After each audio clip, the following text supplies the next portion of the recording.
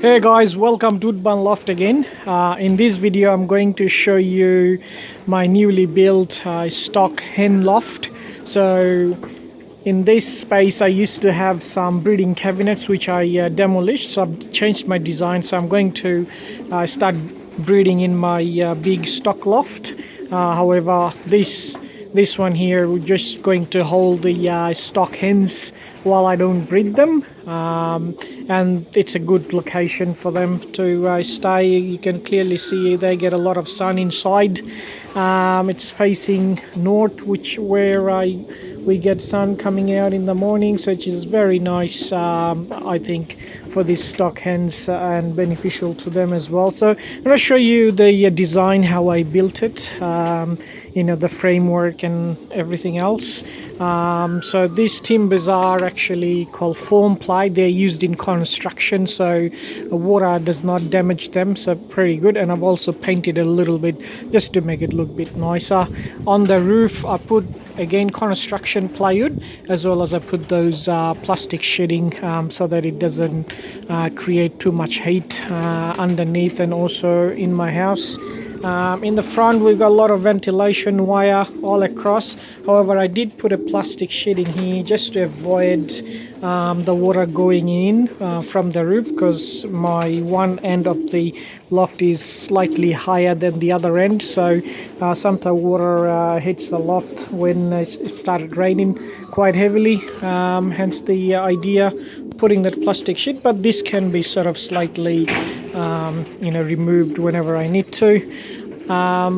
And also I put ventilation on both end of the lot, both side of the lot, so just to make sure that they will have enough airflow and plenty of sun going in here during the day.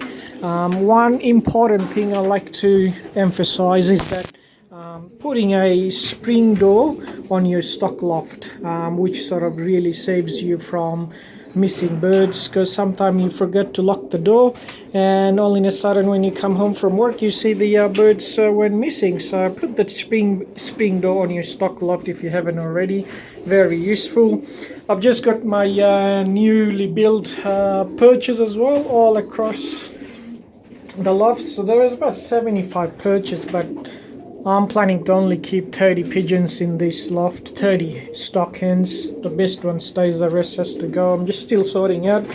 So slowly we'll get rid of most of the birds that I don't think I'm not going to breed. So yeah, and I've painted a little bit. It's not a professional job, but it does the job. So you can see ventilation, the both end and this end as well. So both end you have ventilation. The roof has the construction plywood as well, and the floor is also made out of construction plywood, so water does not damage them. But one bad thing about this is that it doesn't suck the moisture, so I have to make sure I clean it and keep it dry, and it will dry out pretty quickly here because the sun goes straight in all the way, which is pretty good. That means they shouldn't have any issue. It should be dry, nice and cool here as well.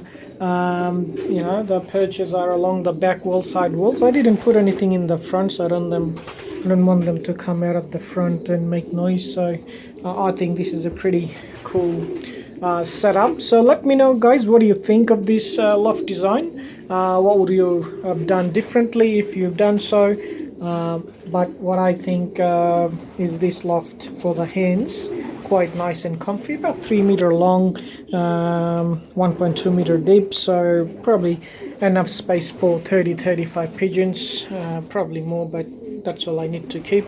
Main important thing is that I've got ventilation both sides of the loft and as well as at the front, the wires and all that. So pretty good setup, I reckon, overall. So yeah, please, if you enjoyed the video, put a thumbs up and hit the subscribe button, and I'll bring up more videos soon with birds inside the stock loft. Thank you.